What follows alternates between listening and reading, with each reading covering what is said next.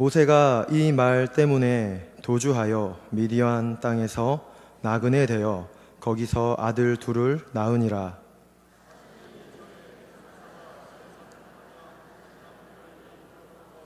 그에게 보이거늘 모세가 그 광경을 보고 놀랍게 여겨 알아보려고 가까이 가니 주의 소리가 있어 나는 내 조상의 하나님 즉 아브라함과 이삭과 야곱의 하나님이라 하신대 모세가 무서워 감히 바라보지 못하더라.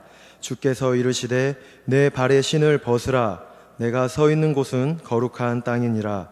내 백성이 애굽에서 괴로움 받음을 내가 확실히 보고 그 탄식하는 소리를 듣고 그들을 구원하려고 내려왔노니 이제 내가 너를 애굽으로 보내리라 하시니라.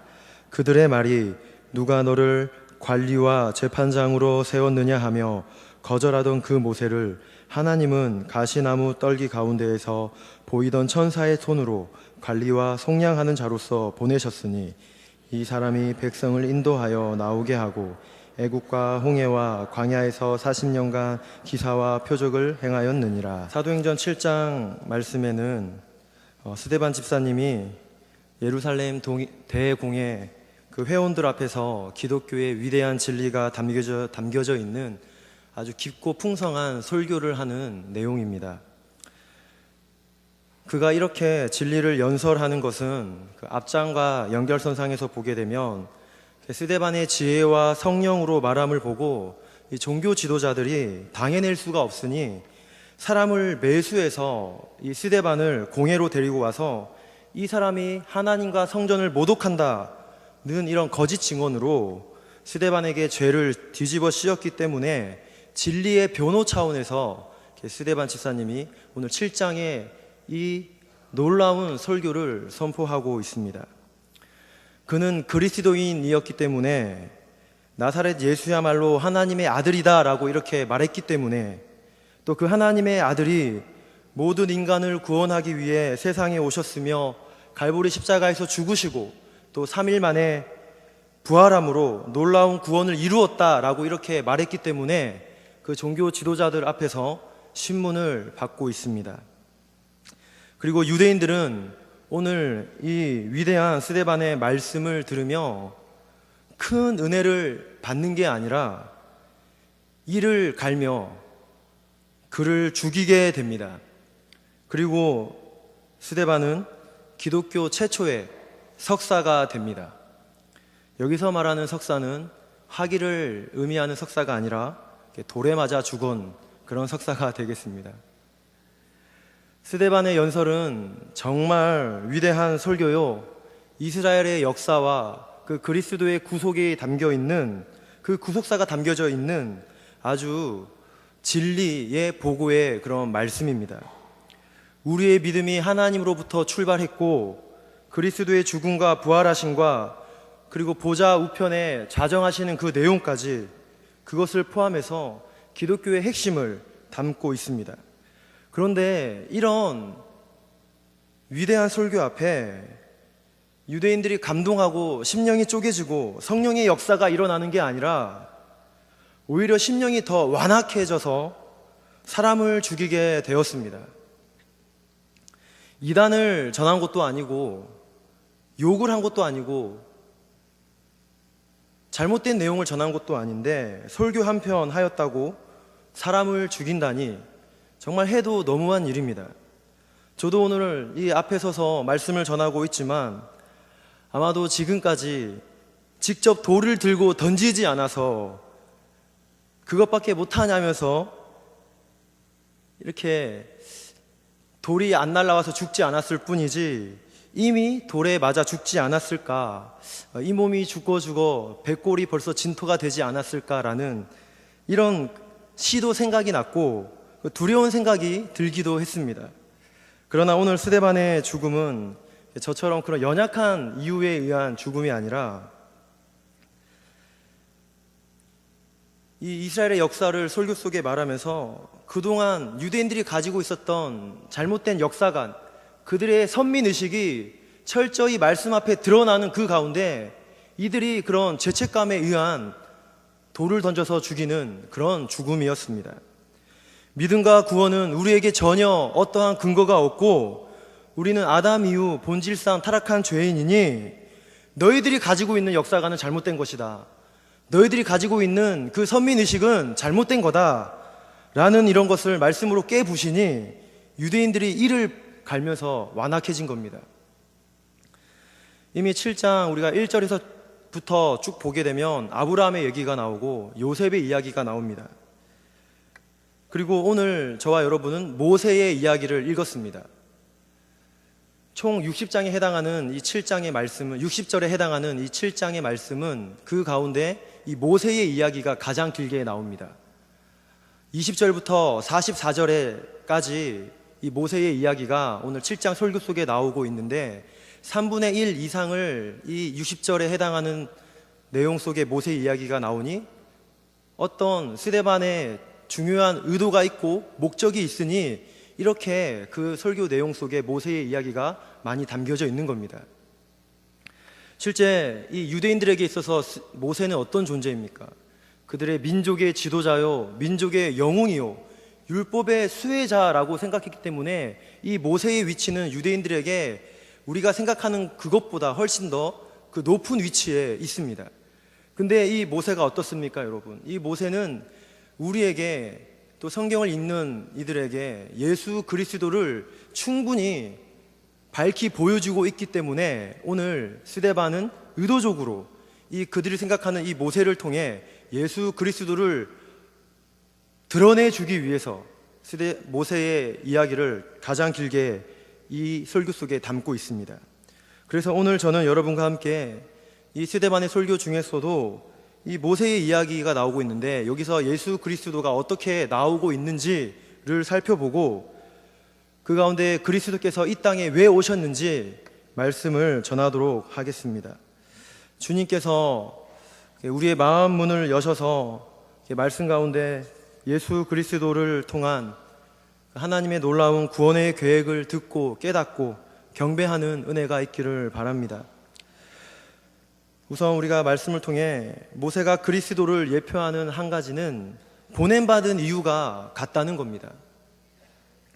출애굽기를 살펴보면 하나님께서 모세를 부르시는데 애굽 궁전에서 40년 동안 최고의 지혜와 언어와 군사를 익힌 그 모세를 하나님께서 미디안 광야로 보내십니다. 그 광야에서 40년 동안 철저히 모세가 낮아지게 되고 가시나무 떨기 가운데 그를 부르셔서 너는 바로에게 가서 나의 백성들이 나를 섬기도록 불러내라고 이렇게 명령하십니다. 백성들의 신음소리가 들리고 그들이 애굽으로부터 받는 그런 고통과 학대가 하나님께까지 올라가니 애굽의 악이 이제 가득 차게 되니 하나님의 구원하실 때가 되었습니다. 끝없는 노예 생활로 인해 백성들은 아무런 자유도 없고 선택할 수 있는 권리도 없고 버림받은 인생입니다. 꿈도 없고 비전도 없고 그저 애굽의 노예일 뿐입니다. 그들에게는 왕도 없습니다. 희미하게나마 부모를 통해서 메시아가 올 것이다 라는 그런 가느다란 그런 믿음만 있었을 뿐입니다. 아무도 그들에게 말씀을 전해주는 사람도 없고 마음을 풀어서 기도하고 찬송할 수 있는 그런 신분도 아닙니다. 매일 계속되는 고된 노역으로 인해 피로하고 지치고 아무런 빚도 없이 보내는 그런 말씀이 막혀버린 그런 신분으로 보냈던 백성들이었습니다. 이런 백성들의 신음 속에 하나님께서 모세를 부르셔서 이들을 예배자로 만들기 위해서 말씀을 가르쳐주기 위해서 모세를 보내십니다. 그들의 눈에 눈물을 닦으시고 한숨을 푸시기 위해서 모세를 택하셨습니다. 여러분, 예수 그리스도께서도 이 땅에 언제 보냄받았습니까? 구약 성경의 마지막 말라기가 끝나고 신약으로 넘어오기 전 그 기간을 중간기라고 합니다. 우리가 잘 알다시피 중간기 시대입니다. 이 시기는 약 400년입니다. 즉 400년 동안 하나님께서 침묵하시고 하늘을 닫으셨다가 이 예수님의 오심으로 인해 하늘이 열리는 그런 놀라운 역사가 일어났습니다. 예수님 오시기까지 하나님의 계시가 없었습니다. 말씀이 막혔고 말씀이 없는 방황하는 인생들이었습니다. 1년도 아니고 10년도 아니고 약 400년간 그런 어둠의 역사가 있었는데 그 어둠을 뚫고 예수 그리스도께서 이 땅에 오셨습니다. 하나님의 구원을 이루기 위해 빛이신 하나님의 아들이 이 땅에 오게 되었고 그의 기도와 그의 사역으로 하늘이 열리게 되니 그분이 이 땅에 오신 그 자체가 하늘이 열린 겁니다. 그 주님의 초림으로 재림까지의 종말의 때가 시작이 됩니다. 여러분, 말라기 이후에 예수님께서 오시기 전까지 어떤 일이 있었습니까? 정말 비참한 일은 하나님의 계시가 없다는 겁니다. 말씀이 끊어진 시대입니다. 목자 없이 방황하고 유리하는 백성들이 있습니다. 그 말라기 선지자 이후로 하늘문이 굳게 닫히고 계시가 들리지 않자 유대교라는 이상한 종교가 태어났습니다. 성경을 따라서 하나님을 섬긴다고 하지만 참된 계시의 말씀을 전해주는 선지자가 끊기자 예수님께서 직접 오신 뒤에 그 구약의 말씀을 풀어서 내가 메시아다라고 이렇게 말을 해도 오늘 스데반의 설교를 듣는 사람들처럼 그들은 오히려 예수님을 핍박하고 예수님을 저주하고 예수님을 십자가에 못 박아 죽였습니다. 아무리 열심히 있고 경건하게 살아가려고 발버둥 치고 애쓰고 일주일에 금식을 2번 하고 하루에 3번 정해진 시간에 기도하며 치열하게 살려고 경건하게 살려고 몸부림치더라도 그리스도가 오시기까지 계시의 말씀이 들리지 않자 참된 신앙이 무엇인지도 모른 채 방황하게 됩니다. 잘못된 역사관, 잘못된 선민의식으로 그리스도를 끝까지 거부하게 되었습니다. 여러분, 우리도 마찬가지입니다. 우리 안에 그리스도께서 오시지 않으면, 주님의 성령이 우리 안에 머물지 않으면 더 이상 하나님의 말씀 들리지 않습니다. 그러면 영적인 생활은 급속히 빛을 잃어버리고 내리막길을 향하게 됩니다. 여러분, 만약에 이틀이나 3일 동안 하늘에서 해가 빛을 잃고 해가 가려진다고 생각해 보십시오. 이 세상이 어떻게 될 것 같습니까? 상상할 수도 없는 무서운 일들이 일어납니다. 논밭에 있는 수많은 작물들은 열매를 맺지 못할 것이며 이상 기온으로 인해 생태계는 엄청난 변화가 생깁니다. 이렇듯 그리스도께서 오시지 않으면, 주의 성령님 오시지 않으면 우리에게 은혜란 있을 수 없습니다. 말씀이 막힌 그런 삶을 사는 겁니다. 가슴을 파고들어 나를 녹이고 깊은 감화와 은혜를 주던 그런 말씀에 대한 감동이 사라집니다. 내 힘으로, 자의적으로, 내 의지로 그 은혜와 감동이 생길 수 있습니까? 예수께서 오시고 내 안에 주의 성령님 머무실 때에 그 말씀이 들리고 은혜와 감동이 있는 겁니다. 이렇게 그러나 주의 말씀이 들리지 않으면 주의 뜻을 받들며 살기보다는 자기 마음대로 모든 권위를 부정하고 모든 질서를 해체시키며 자신의 상식과 판단을 기초로 삽니다. 잘 사는 것 같지만 스스로 종노릇하는 겁니다. 어쩌면 마귀의 하수인 역할을 잘하고 있는 겁니다. 마치 더듬이를 잃어버린 귀뚜라미처럼 어디로 뛸지 모르는 방황하는 신세가 된 겁니다. 피조물이 신음하는 겁니다.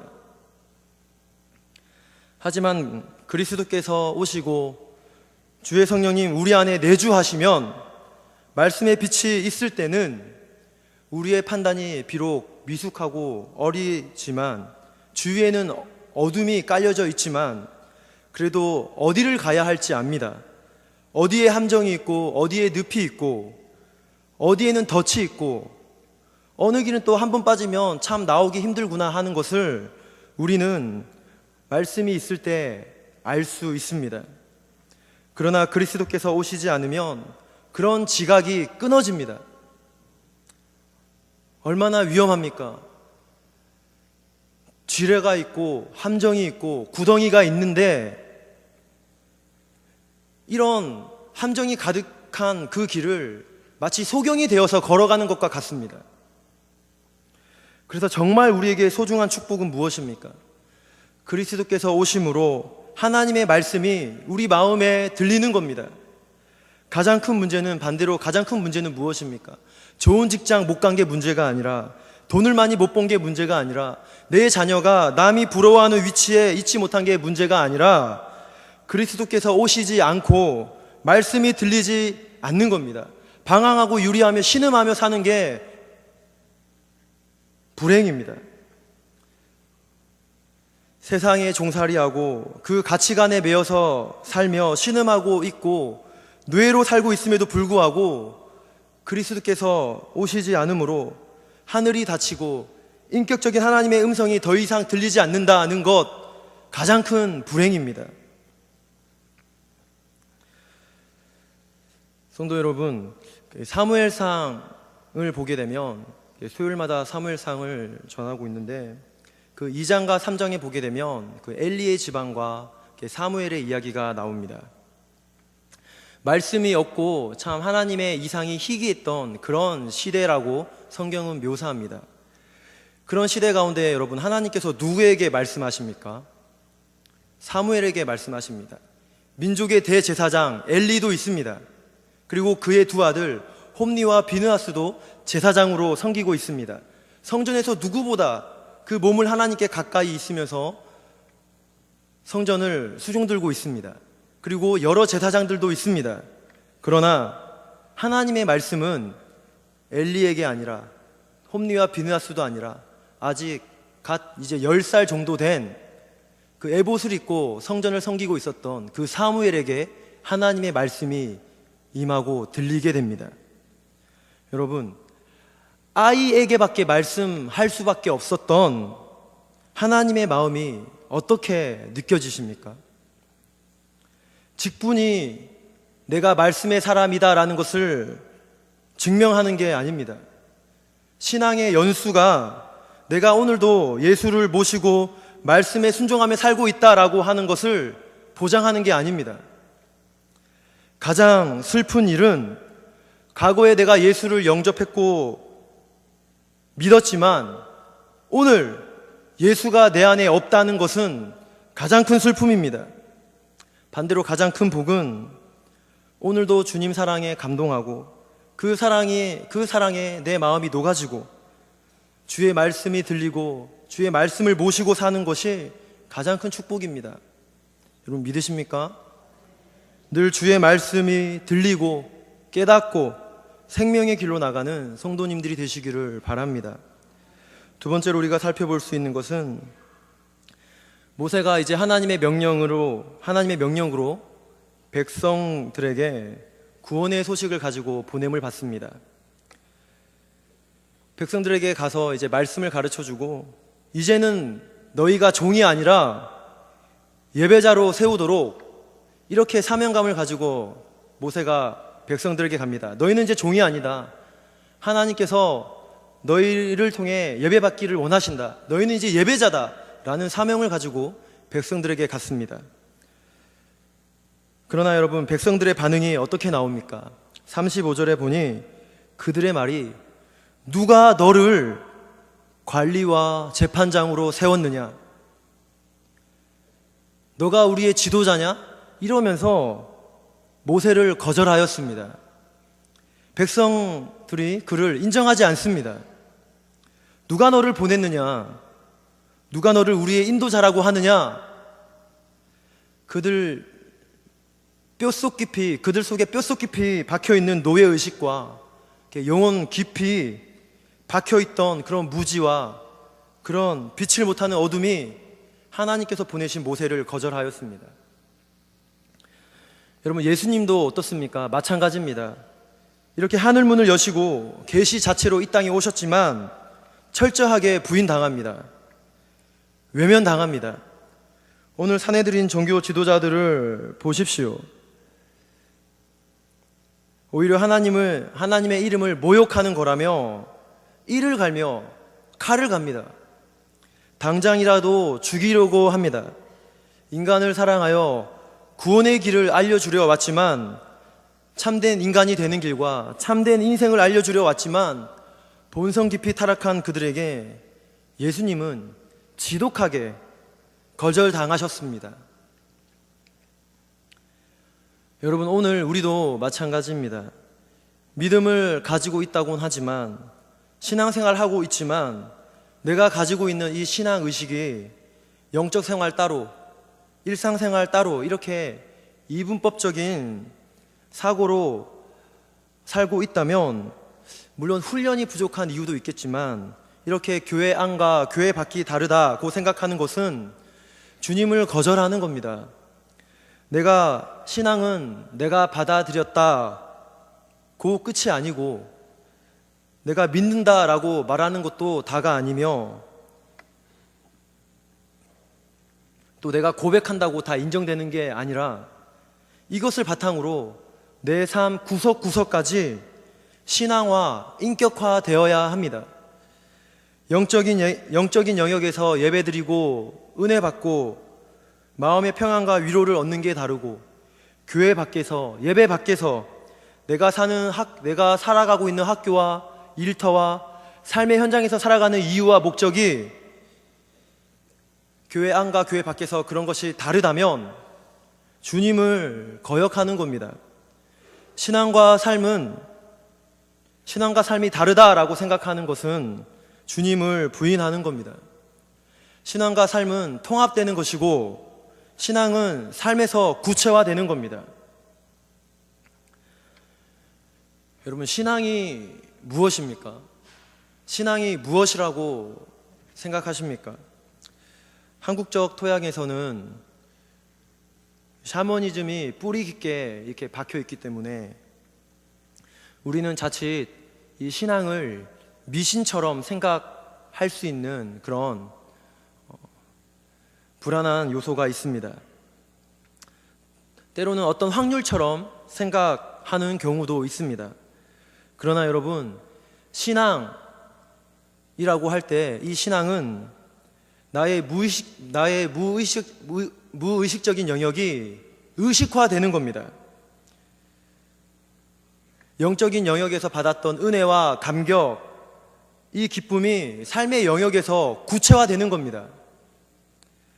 그것이 이루어지지 않는다면, 그것은 불필요한 거다라고 생각한다면, 믿는다고는 하지만 실천적인 무신론자요, 실제적으로 주님을 거부하는 것과 별반 다를 거 없습니다. 신앙과 삶은 다르지 않습니다. 운동선수들의 목표가 있습니다. 물론 그들의 목표는 팀이 우승하는 거죠. 그리고 개인적인 어떤 타이틀을 얻는 게 그들의 개인적인 목표가 될 겁니다. 그런데 그것보다 더 중요한 운동선수들의 목표가 있습니다.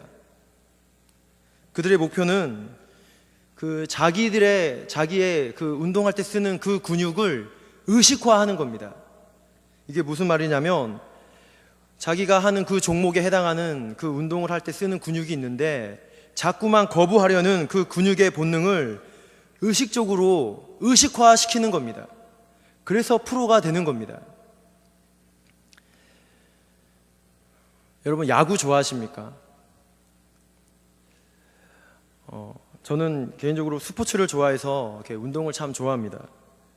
야구도 좋아하는데, 고등학생 때는 어느 정도 좋아했냐면, 새우깡을 하나 사가지고 야구를 딱 틀면 1회부터 9회 끝날 때까지 다 보았습니다. 그 정도로 좋아했습니다. 지금은 시간이 아까워서 그렇게 못합니다. 얼마 전, 약 몇 주 전에 2014년 프로야구가 개막이 되었습니다. 전주는 주로 어떤 팀을 응원하는지는 잘 모르겠습니다. 특정한 어떤 팀의 연고가 없기 때문에 어떤 팀을 응원하는지는 잘 모르겠는데, 저는 죽어도 롯데입니다. 태어날 때부터 아버지의 영향으로 롯데입니다. 지금도 롯데를 응원하고 있습니다. 야구 선수들이 홈런을 치는 것을 볼 때 참 통쾌하고 시원합니다. 그런데 여러분, 그 야구 선수들의 그 방망이는 그냥 휘두르는 게 아닙니다. 그냥 뭐 휘두르는 것 같지만 결코 그냥 그거는 무의식적으로 휘두르는 게 아닙니다. 야구 선수 중에 그 몇 년 전에 은퇴를 했던 바람의 아들, 여러분 아십니까?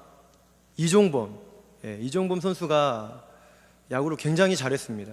체구는 작은데 그 홈런을 그렇게 잘 치고 홈런왕이 되고 또 달리기도 잘하고 안타도 잘 치고, 그 이종범 선수가 야구하는 그 모습을 보면서 저는 참 굉장히 궁금했습니다. 아니, 체구가 다른 선수들에 비해서 작은데 어떻게 홈런을 저렇게 잘 치지? 항상 제가 궁금해 했었습니다. 그런데 거의 1년 전에 그 TV 프로그램 중에 두드림이라는 그런 프로그램이 있었는데, 거기에 이종범 선수가 나와서 자기의 이야기를 하는 중에 이런 말을 했습니다. 자기가 다른 선수들에 비해 체구도 작고 이렇게 몸집이 작기 때문에 이렇게 홈런을 치고 또 안타를 잘 치기 위해서 이렇게 어깨를 강화시키기 위한 특별 훈련을 했다는 겁니다. 그리고 이 선수가 하루에 300회씩 이렇게 방망이를 휘두르는 연습을 했습니다. 물론 무작정 그냥 300번 휘두르는 거라면 쉽죠. 저도 할 수 있을 것 같습니다. 그런데 그냥 300번이 아니라 앞에 투수가 서 있다 생각하고 이 투수가 커브, 안쪽 볼, 또 2구는 직구, 바깥쪽, 이렇게 한 번의 스윙을 위해 모든 상황을 실제처럼 설정해 놓고 자기의 근육을 그렇게 의식화시키면서 스윙을 했다는 겁니다. 그래서 실전에서 그냥 휘두르는 게 아니라 그 의식화된 근육으로, 계산된 내용으로 게임을 할 수 있었노라고 이렇게 야구했던 비결을 말해 주었습니다. 여러분, 운동선수의 근육이 그렇게 의식화되는 것처럼 신앙은 진리가 우리 몸에 뵐 때까지 의식화되는 겁니다. 미신이 아니라, 확률이 아니라 진리가 몸에 뵐 때까지, 어떤 순간에 내가 반응을 할 때 감정적으로, 이성적으로 반응하는 게 아니라 그 내 몸에 담겨진 진리가 드러날 때까지 신앙은 그렇게 의식화되는 겁니다. 어떤 순간이든 말씀에 젖어든 인격이 몸으로 드러나도록 의식화되어야 된다는 겁니다. 우리 신앙이 삶 속에서 의식화되지 않는다면 주님을 거절하는 일들이 때로는 내가 알게, 때로는 모르게 일어나게 될 겁니다. 오늘 이 지도자들을 보십시오. 스데반을 둘러싸고 있는 이 종교 지도자들을 보십시오. 하나님을 압니다. 율법을 압니다. 그러나 회당 안에서만 알았지 회당 밖에서는 모릅니다. 뼛속 깊이 박혀있는 우리의 구원자를 부인하려는 그 본성은 의식화시키는 작업으로 없앨 수 있습니다. 우리의 신앙이 주님을 거부하는 신앙이 아니라 삶 속에서 주님을 인정하고 높이고 경배하는 그런 살아있는 신앙이, 또 그런 신앙인이 되기를 바랍니다. 세 번째는 오늘 말씀을 통해 모세가 이제 애굽에서 그들을 출애굽시키는 것으로 그치는 것이 아니라 홍해의 기적을 베풀게 됩니다. 출애굽기 1장에서 14장까지의 내용을 읽어보면 참 하나님의 놀라운 구원을 우리는 볼 수 있습니다. 10가지 재앙이 선포되고 그 10가지 재앙을 통해 그 애굽 땅에 전역에 퍼져 있었던 그 우상들은 가짜 신이고 하나님만이 유일한 하나님이심을 그 재앙을 통해 선포됩니다. 그리고 바로는 이제 떠나기를 허락하게 되고 백성들은 모세를 따라 출애굽 탈출을 합니다. 그런데 애굽을 막 벗어난 이제 이스라엘 자손들 뒤로 병거와 마병과 무장을 한 군사들이 따라옵니다. 이스라엘은 칼도 없고 창도 없고 병고도 없고 이들은 군사훈련도 받지 못했습니다. 평생을 노예로 지냈으니 군사력이 없습니다. 이제 비아히롯과 바알스본이라는 두 산 사이에 갇혔습니다. 왼쪽도 오른쪽도 갈 수 없고 뒤로도 후퇴할 수 없는 그런 상황에서 앞에는 홍해 바다가 막혀 있습니다. 꼼짝없이 갇힌 채 완전한 절망입니다. 이때 어떤 일이 일어납니까?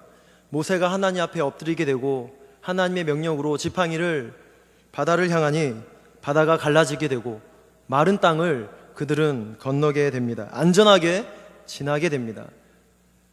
그러나 뒤따라오는 병거와 군사들은 꼼짝없이 이 진흙탕에 빠지게 되고 다시 지팡이를 바다를 향해 내밀게 되니 그들은 한 명도 빠짐없이 물에 빠져 몰살 당합니다.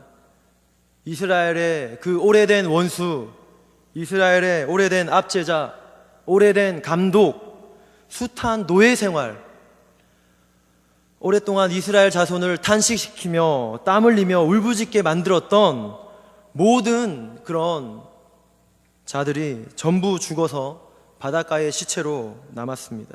이제 백성들은 자유입니다. 기적으로 원수를 정복했으니 이제 자유롭게 약속의 땅으로 나아갑니다. 완전한 승리입니다. 여러분, 하나님의 아들 나사렛 예수, 그가 이 땅에 오신 이유가 무엇입니까? 성육신에 담겨있는 의미가 무엇입니까? 사복음서에 담긴 그 위대한 이야기는, 그 의미는 무엇입니까? 바로 원수를 이기고 하나님의 자녀들을 해방시키는 것, 위대한 승리입니다. 모세의 이야기를 통해 승리를 보게 되고 이 모세 이야기를 통해 또한 우리는 이것과는 비교가 안 되는 모든 승리의 절정인 예수 그리스도의 승리를 우리는 보게 됩니다. 그가 오신 이유입니다. 여러분, 모세에게 이 홍해라는 위기의 순간이 닥친 것처럼 예수님께도 큰 위기의 순간을 맞이하게 됩니다. 주님을 대적하던 자들의 음모, 참 비열한 그 바리새인들과 종교 지도자들, 말도 안 되는 재판, 흉악한 그런 교모함, 정치적인 모함, 그들은 예수님을 어떻게든 죽이기 위해 그런 마귀의 앞잡이 노릇을 다 하였습니다. 하나님 아들의 홍해입니다. 제자들도 다 주님을 버리고 도망갔습니다. 그러나 모세가 엎드린 것처럼 주님께서도 엎드립니다. 심한 통곡과 눈물과 간구와 소원을 하나님께 올려드립니다. 그리고 주님은 죽으셨고 무덤에 장사되셨습니다. 홍해로 들어가셨습니다. 물결이 그를 덮었습니다. 모든 것이 끝난 것만 같았습니다. 그러나 여기서 끝이 아닙니다. 주님께서는 영광스럽게 부활하셨습니다. 산소망이 되었고 죽음을 통과하여 사망을 이기셨습니다. 홍해를 건너셨습니다. 물속에서 영광스럽게 나오셔서 복음으로써 생명과 썩지 아니할 것을 드러내셨습니다. 사람들이 볼 때 겉보기에는 세상과 육신과 지옥과 마귀와 모든 악의 권세와 영들이 다 동원돼서 그를 끝내버린 것 같았지만 그는 모든 것을 이기시고 영원히 살아나셨습니다. 완전한 승리를 이루셨습니다.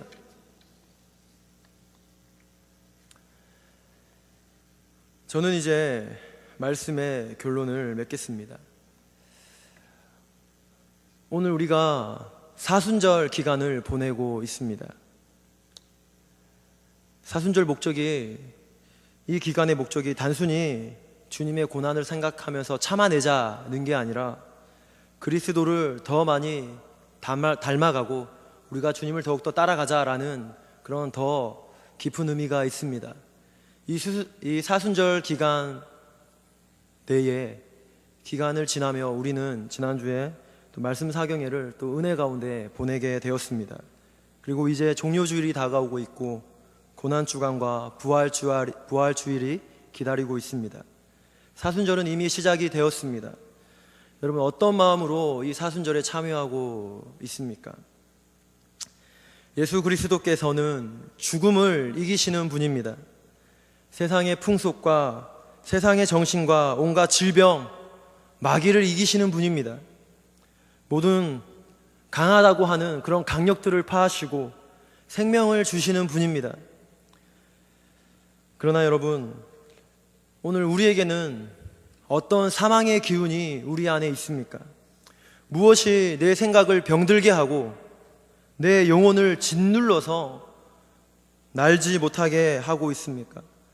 내 영혼과 내 육체를 파괴하려고만 하는 것은 무엇이고, 나로 하여금 내가 구원받은 존재임에도 불구하고 사망에 자꾸 매게 하는 것은 무엇입니까?